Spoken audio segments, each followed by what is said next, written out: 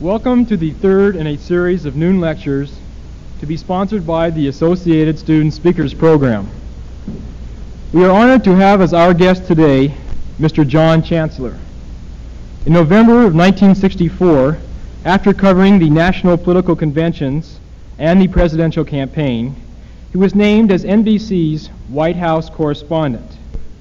Mr. Chancellor, in July of this year, was also appointed by President Johnson to be head of the Voice of America, which is the radio arm of the United States Information Agency. It gives me great pleasure at this time to present to you Mr. John Chancellor.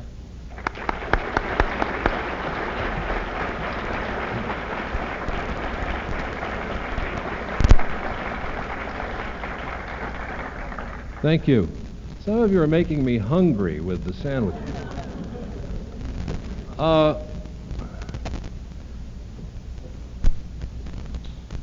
When President Johnson asked me to head the Voice of America, I went through a period of self-examination. This is a long way of saying to you that I said no when he asked me to take it, but he later prevailed, which is why I'm here today. I went through a period of self-examination saying, do I really want to work for the United States government? I had often been a critic of the government. I'd written a lot of nasty pieces about bureaucrats. I'd done a film just this year which didn't exactly praise the CIA. My main worry now is that I'll win an award for that film. And I thought, why do I want to go in the government? And I suppose that my reason at the time was that the president asked me to do it, and this is really flattering, and you can't say no in the long run. But since I've been in it, and I am a veteran of 5 long weeks in the government, since I've been in it, I've found that it's more interesting, more disputatious, more argumentative an environment than I had ever suspected as a reporter. Frankly, one of the things I wanted to do when I got in the government, the very first thing after I was sworn in, I said, show me some secret documents. I want to see what the secrets are. And I went to a meeting of the National Security Council. And I sat in there and I thought, I'm going to learn it all right now. The whole thing, blindingly, will be displayed to me. Why we're in Vietnam, all of these things will be explained. Well, it wasn't explained at all. And the secrets aren't really very secret. And this is a great letdown when you get in, that the Washington Post, which gets to my house at 6 a.m., very often has some of the same things that the CIA fellow brings in at 9:15. But this, I think, is a valuable experience for me, and I'd like to pass it on to you because it does demonstrate that we are a government of men, and that people in the government are highly motivated, and many of them very intelligent, and it has its share of fuddy-duddies, I can assure you of that. But the thing is that they do get together as reasonable men around tables and try and solve problems. And they try and solve the problems in a human way. They have fights behind those closed doors. And they mount little campaigns to see if things can be done one way or another. And they feel passionately about the course of this country. They feel passionately at the USIA about how other people think about us. And I find these admirable values in the government. I thought, as a civilian, I thought it was all done by rote and by number and by faceless bureaucrats. But I find that that isn't true, and that there is an enriching experience for me. I'm not going to stay in it forever. I have not joined the government as a career. I am passing through the government, spending a few years in it. But this is something that is enriching my life and will shape my attitudes toward this country and its government, with which I'm sorry to say we are all going to have to live the rest of our lives. My viewpoint has changed, and I think change is for the good in this. And so in my week of self-analysis, deciding to take this. I didn't know any of these things, and I decided to take it because the President asked me to. But what about you? Some of you may be thinking of perhaps joining the government or spending a few years in it. And I can say to you, on the basis of someone who's been in it a very short time, this is something you might think about. They need the best people they can get in the government. They don't necessarily want to have a lien on you for your whole life, although you can have a rewarding career in it. But I think the only real information I have this morning is that think about it. It's better than you imagine out here once you get inside. It makes greater demands on you than you think it will. It gives you more latitude for acting on your own and a much greater sense of responsibility than just, say, my old job, the practice of journalism, which I think is consequential and of profound importance to the country, journalism. But I get a bigger kick at the end of the day, many days now, than I did when I was writing commentaries and analyses about the man in the White House. Also, the thing is that I work, and I guess this is fortunate, for something pretty new in the body politic called the United States Information Agency. And now I'm going to go into my prepared remarks and get through them as quickly as I can. The people who wrote the Constitution, didn't care much about the American image. The idea of what other people thought about us at the time was important in a diplomatic sense. We wanted the French to think well of us, but not in terms of how the people of France thought about us. I think, however, today we would all agree that how other people think about us on this planet is of critical importance to the United States. And our job at the USIA is to tell them about it from the point of view of the Washington establishment of the government of this country. In the democratic societies, we talk to them because people in the democratic societies can shape the attitudes of their government toward us and understand what we're about. It's true because in the totalitarian societies, I think we have an obligation as the United States of America, as this interesting and paradoxical and worthwhile society, to tell people what we are about and what we are like. And I think in the developing countries, this is even more true. People can be helped to deal ultimately with their own problems of transport, of urbanization, of economics, of government, by finding out how we do it. And so that it's our job at the USIA, part of it is educational, part of it is diplomatic, part of it, a great part of it is journalistic. All of these things put together add up, I suppose, to propaganda, although in some of their parts, such as the newscasts at the Voice of America, I don't think you could call these propagandistic. Our reportage on the riots in Watts, I don't think any serious student of propaganda would have advocated that we cover the riots in Watts, and yet cover them we did, and we wrote documentaries about them, and we wrote analyses about them, and we wrote commentaries about them, and we told what other people in the world were saying about them. That's journalism. That's not propaganda. But in sum, it adds up to this whole function of the USIA. The Voice of America, for example, broadcasts 800 hours a week of this kind of material about us, which is about half educational or illustrative and about half is journalism. But in addition to that, the USIA, which works within the State Department, operates libraries, which are, as you all know, sometimes burned.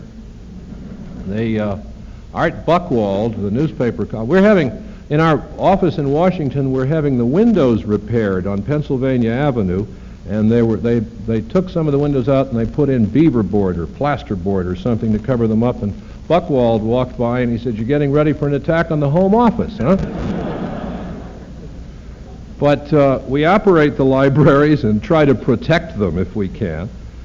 We have in the embassies around the world, we have people who are attached to the ambassador's staff. And these men behave as diplomats do, not just as public information officers, press agents, or flacks, or whatever you want to call them.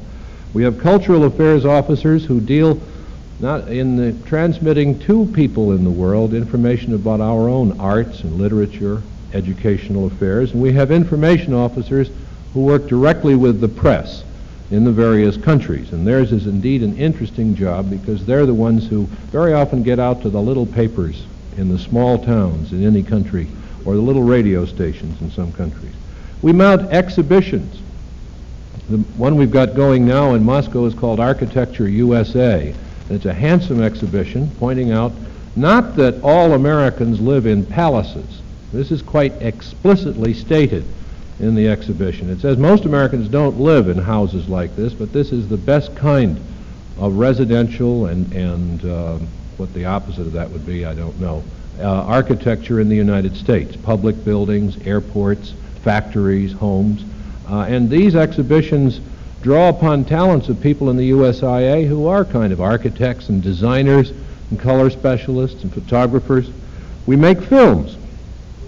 The Congress has just authorized us to show in the United States, which heretofore has been against the law, one of our films, the one we did on John Kennedy, called Years of Lightning, Days of Drums. And that probably will be coming out here. If those of you who see it will get an idea of the way our film documentarians work. We have a television section that makes television programs. Some of them are dramas, some of them are discussion programs for showing overseas. We publish books, we publish monthly magazines. The Russians just banned the last issue of America, which is our magazine going to them, because we had on the cover a listing of a picture of all the flags of the founders of the United Nations. And one of those was nationalist China, and the Russians threw the magazine out. So we sent it to Helsinki, and we're putting another cover on it because we think it's a valuable magazine, and we'll send it back in, and we think they'll keep it. This is the kind of thing that goes on. These are the tools we use in getting the American story in context to people around the world who really ought to know it and who very often don't get it from either their own government-controlled press or from their own commercial press. This full and explicit and contextual story of what kind of a society we are. This is not to say that the people of Britain or Germany or France or Italy don't get darn good reportage about the United States, and some of the Latin American countries do as well. But in many parts of the world, I think those of us who have traveled at all realize that they only get little bits and pieces of this, and it is a worthwhile job to try and channel it. It's also a hard job to try and channel it. We have so much information flowing out of the United States that when you try and think about organizing it in any way or shaping it so that it makes sense in context, we have space shots and race riots. We have athletics. We have the output of Hollywood films. We have paintings, pop art, and abstract impressionism. We have music. We have our musicians all over the world, our jazz musicians, Gunther Schuller, people like that playing in concerts everywhere. We have teach-ins. We have freedom marches. We have American literature and all the ferment in that. We also have the American business community investing heavily abroad in other economies. All of these things, it seems to me, have the potential of creating a false image on what we are about in this country, and I think the USIA does a reasonably good job in trying to place it in context so that they don't think we're all ogres, or they don't think we're all racists, or they don't think we're all fascists, or they don't think we're all many of the things that we are charged with. Sometimes there's a little germ of truth in some of these accusations, and I think in our work at the Voice of America, we acknowledge that there are bigots in the United States, for example. We acknowledge that there are right-wingers in the United States, left-wingers in the United States. But I think very often these things can be innocently or malignly taken out of context, and they hurt us. And I think it's important what other people think of us in the world. So that I would say to those of you, I've been asked to see you to come here and talk to you about the USIA in case you want to go to work in it. The only thing I can do is give you my personal endorsement that it's a kind of an exhilarating place to work with a wide range of very modern skills needed from people in terms of films, TV, publishing, designing, broadcasting, and working with people in the host country so that they understand us all. Now, I know we've got a ball game and lunch to do, and I wonder if anybody had any questions. Did you have a question? Somebody said as I came in that he wanted to ask me a question. Sir?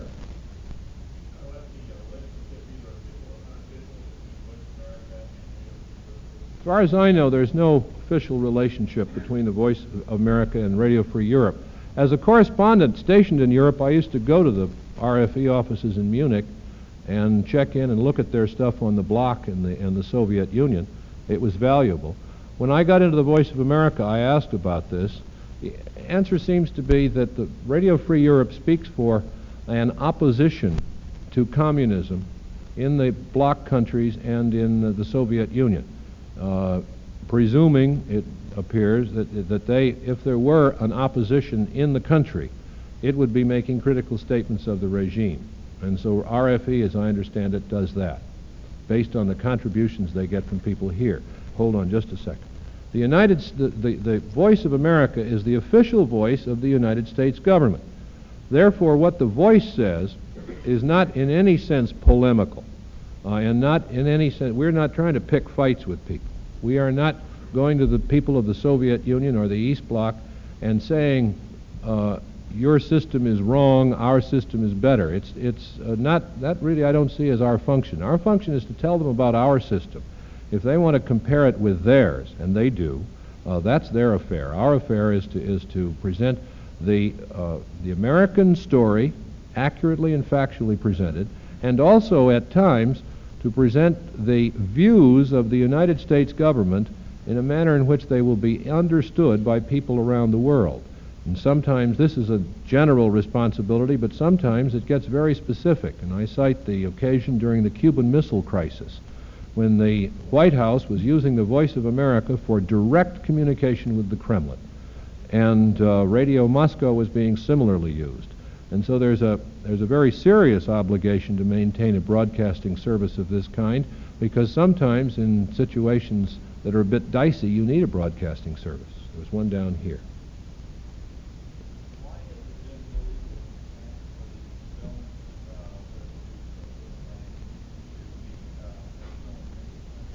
Can you all hear that? Why can't we show our products in this country? The Public Law 402, which set up the agency, specifically forbids us from using any of the resources that we have, any of the money we've been given, to influence opinion in the United States. The Congress felt that they didn't want to give, and I subscribe to this, they didn't want to give the administration its own news service, its own TV service, its own film service, A, because they didn't want it to compete with commercial American enterprise, and B, I think they felt uneasy handing it over to the administration. This is just not the American way. So that all of our output is directed overseas. You can listen to us on short wave, but we're not beaming it at you. You can just get the back part of the transmitting signal, that's all.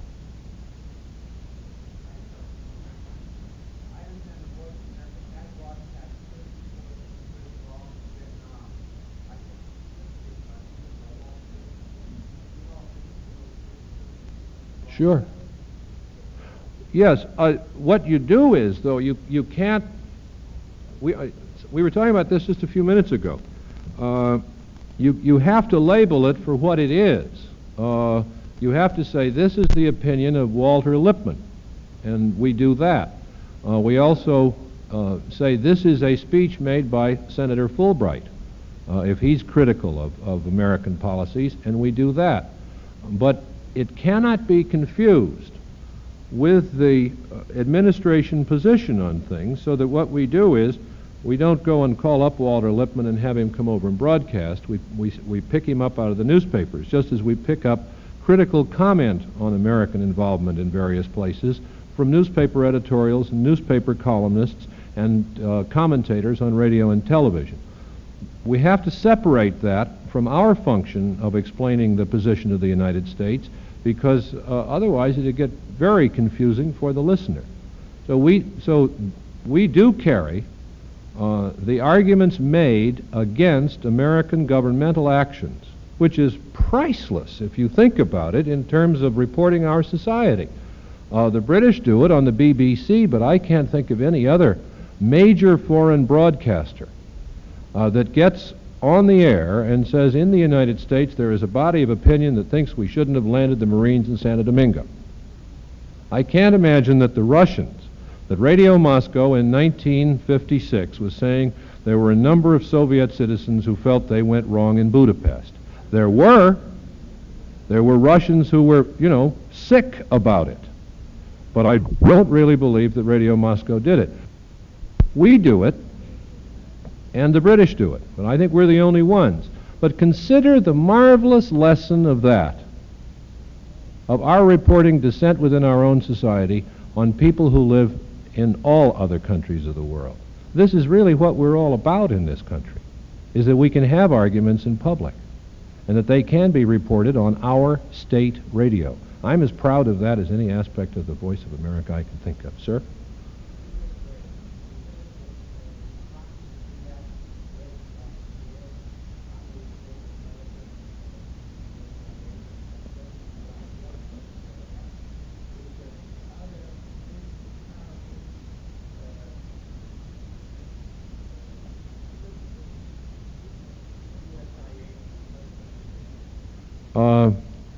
Two questions. One on how do we know who's listening and what are they and who are they. And the second is, do other countries have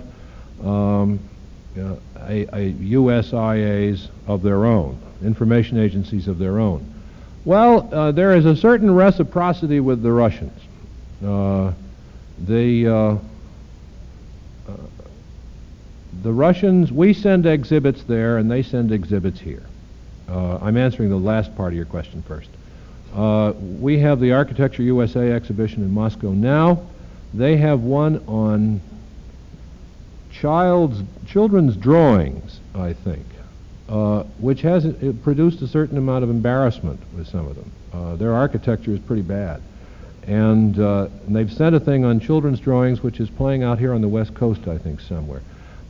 They sell a magazine here in the United States called Soviet Life, I think. We are allowed to distribute in the Soviet Union our magazine, America. Their magazine doesn't sell very well. I've seen it. I often get it because I'm interested in it. It's on sale in my drugstore, in the corner drugstore in Washington.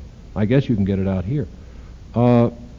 They send, let's say they send 100,000 copies of Soviet Life through an American distributor to be sold in our drugstores and magazine stands. And they sell only 20,000. That means that 80% didn't sell, and our distributor returns it to them as unsold. What they do in the meantime is that they've taken the 100,000 copies we put in of America, waited to see what reaction their issue had, and then they'll return 80% of ours, but we know that it hasn't gone out on the streets. This is kind of so you talk about, I don't think reciprocity is the word. The British Information Service operates a good organization here in the United States. Most other countries don't separate it. They work through their embassies, and they have various press attaches and people like that who have that responsibility. As quickly to who's listening, we think it's in the neighborhood of 20 million a week. We're not absolutely certain, and we'll never be able to pin it down. We have lots of ways of measuring audience, such as contests in various countries where we have access, and surveys, but our big audiences in China, the Soviet Union, pretty difficult to estimate. We just judge them on the mail we get, which is often poignant.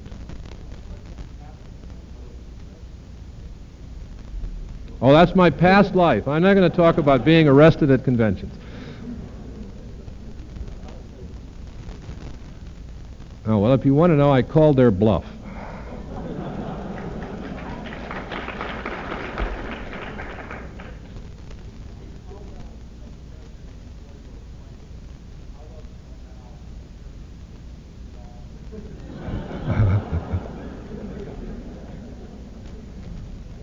If I had known you were going to ask me that, I might not have taken the job. I knew the president, as a White House correspondent, knows him, which is rather well, I think. He's an accessible man, and I'd talked to him on numberless occasions, generally in small groups, sometimes alone when I had something I really wanted to find out. We'd been on all the walks together, and I find now that I'm too busy to see him.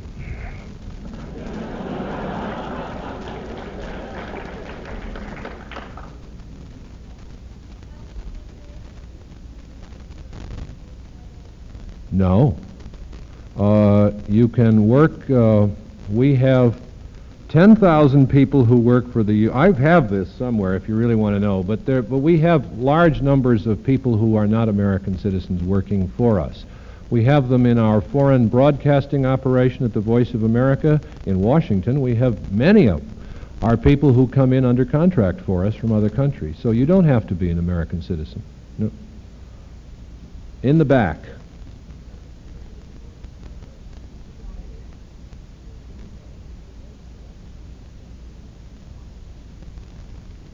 Well, I know both the authors, and they're charming guys. And I read the book, but I don't, that's, you know, maybe you misread the program. I'm from the USIA. I just don't see that that's germane. There are a lot of mistakes in the book, incidentally, but there are a lot of things in the book that are true, and I couldn't possibly get into a thing with you now about what is or what isn't, because I don't really know. I found it an interesting book.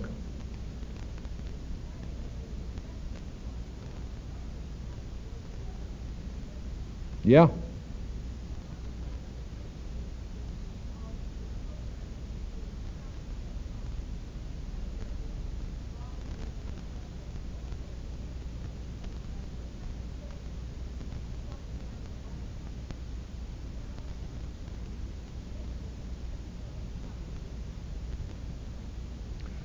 Well, the last part is first. I guess in the Los Angeles Times they print Scotty Reston, don't they? You got James Reston of the New York Times? Well, he came back from a trip to Vietnam and he told me, I'm going in January. He came back and he told me that the Chinese propaganda in Southeast Asia was the most vicious he had heard since Goebbels in Germany in the late 1930s and 40s. We get some of the things that are said by Hanoi Hannah. Didn't you know that? That's what they call her. And she broadcast to American troops.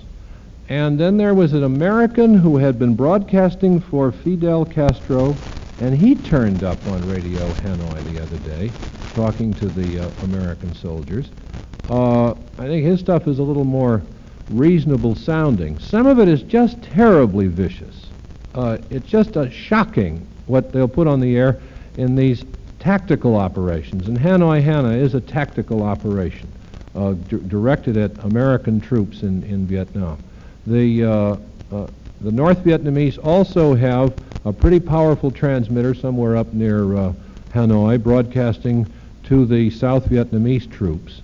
And then the United States, in turn, the Voice of America is beaming things to North Vietnam and to South Vietnam. Now, in our programs to the South Vietnamese people, we are trying to tell them about the activities of their own government. We're trying to tell them about the way the war is being fought. We're trying to tell them about various news items about their country, various items about our country. You see, again, sometimes the Voice of America finds itself in the position of telling people in another country about their own country. In an undeveloped country, this is sometimes true. We report very often on Africa for the Africans. But we also tell them about life in the United States and what we would hope their life one day might be. Electrification, things in agriculture, simple medical things, hints on how to keep on hygiene. This is public service radio. It's not the snappiest sounding disc jockey kind of radio in the world, but I don't think it could be under the circumstances. It's too serious. For our English language services and our other language services not in Southeast Asia, we have teams of analysts. Our senior news analyst just came back. He was out there for 2 or 3 weeks. We have a documentary team out there now trying to explain to people what it's all about in Vietnam. And I must say, I think one of the bad things about the Vietnamese situation is that not enough people know what kind of war is being fought out there. You know, we've, I think in a sense, stopped worrying so much about World War III But I don't think we've begun to realize that Vietnam, for better or for worse, without categorizing this conflict, is kind of counterinsurgency war number one. It's a brand new kind of conflict. This is the speech I give to my guys going out there. Very, very few people, average and unsophisticated listeners to the Voice of America anywhere in the world, understand what the hell is going on, how you have to go about waging this kind of a conflict. And so what we're trying to do in our programs is to explain it bit by bit and piece by piece. And I don't know if we're having any success. It's just something you have to try and you have to do, and you have to hope that some understanding will come out of it as to what we're about.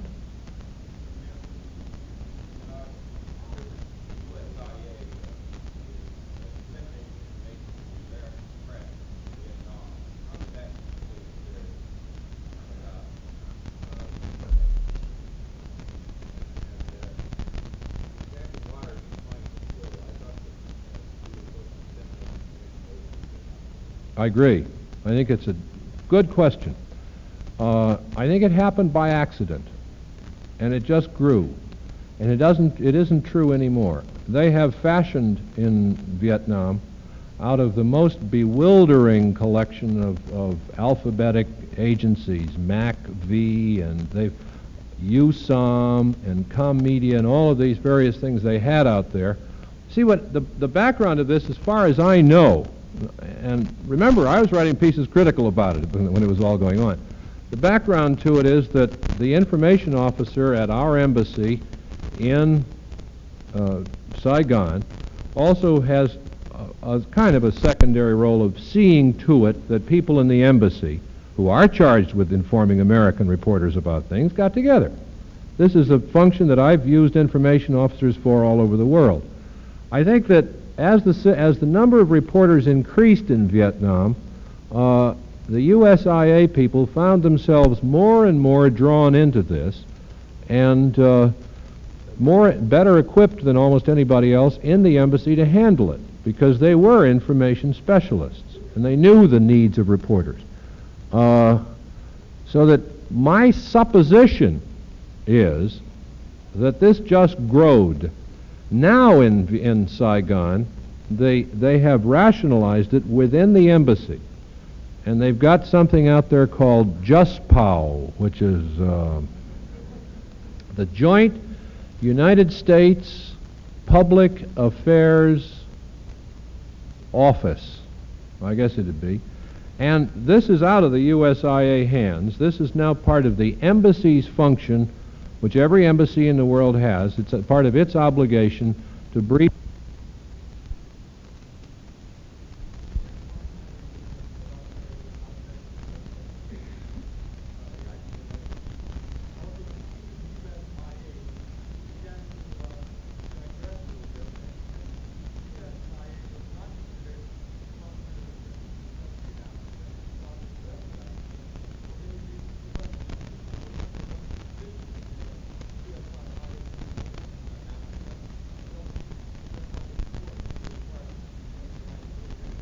What country?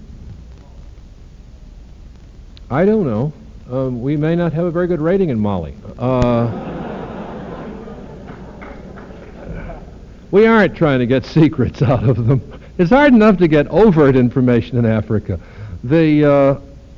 On getting secrets out of people, that's just nonsense on the face of it. As to the fact that some countries are suspicious of all American enterprises, that's true. Some differentiate between aid and the Peace Corps and the USIA. The USIA is closer to the embassy than aid is, the Agency for International Development, or the Peace Corps is. And we have found that the farther away you are physically from the United States Embassy, the higher your popularity gets in some places. And I very often wish that we could have separate offices away. But as it's set up, it makes sense for us to be part of the diplomatic mission abroad. And in some countries, the innate suspicion they have of the American embassy, which is unfortunate, but we must acknowledge and live with it, rubs off on the USIA. Otherwise, our African service, and I'm speaking of the Voice of America, is pretty successful. We have a program center in Monrovia which broadcasts using Africans to broadcast to Africa, not only in their own languages but in English as well. And it's a very successful operation. And here again is a function of the United States of bringing African news, which we get and gather from commercial sources and from our own correspondents all over Africa, beaming it all through Africa. There really isn't a single African news source I think as good as that of the Voice of America, and we tell them the good news and the bad news because we believe that the free access of information is not only representative of how we work in the United States, but how they should be, how they should grow in Africa. And I think this is valuable that they get this news from us, and I'm sorry your friend from Mali doesn't like us, but you can't win them all. Thank you very much for your patience.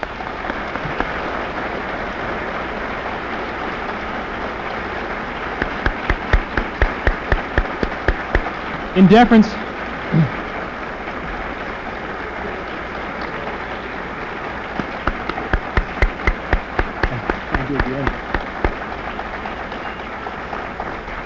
to many of the World Series watchers coming in now, and unfortunately we do have to call a halt to this question and answer period because I see many people falling in to watch the setup after this. I'd like to take this opportunity to thank Mr. Chancellor for speaking on behalf of the Associated Student Speakers Program. I thought you were all here waiting for Sandy Koufax.